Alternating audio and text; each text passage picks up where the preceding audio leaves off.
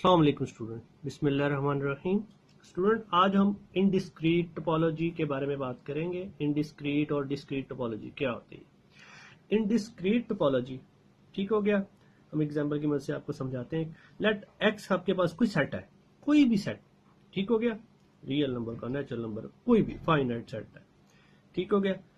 तो अगर इससे टॉ यानी कि ये टोपोलॉजी अगर जनरेट होती है, जस्ट उसमें क्या होता है कि एक तो फाई इंक्लूड है, दूसरा उसमें क्या है रहा है, वो सेट खुद मौजूद है, और उसमें टोपोलॉजी में इस सेट के कोई सबसेट इंक्लूड ना हो, तो इस तरह की टोपोलॉजी को हम क्या बोलते हैं, इनडिस्क्रीट टोपोलॉजी कहते हैं।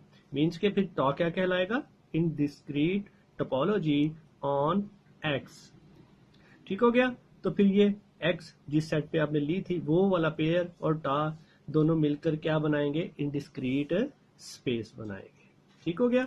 डिस्क्रीट टोपोलॉजी क्या होती है, डिस्क्रीट टोपोलॉजी के बारे में बात करते हैं एग्जांपल की मदद से। ये भी अब देखिए, एक्स आपके पास कोई सेट है और टा में कौन कौन से सेट इंक्लूड हैं, एक तो 5 हो गया, दूसरा इसमें क्या होगा, एक्स भी शामिल होगा, ठीक हो गया। और दूसरी बात, ठीक हो गया, कि जितने भी इस सेट के सबसेट बनेंगे वो सारे के सारे इसमें इंक्लूड होंगे।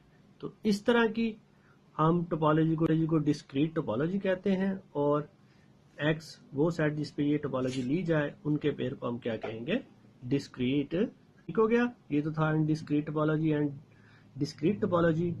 आई होप कि आप अंडरस्टैंड कर चुके होंगे। अगर कोई आपके ज़हन में क्वेश्चन आप कमेंट कर सकते हैं, इंशाल्लाह मैं आपके क्वेश्चन का आंसर दूंगा। नेक्स्ट के लिए अल्लाह हाफिज़।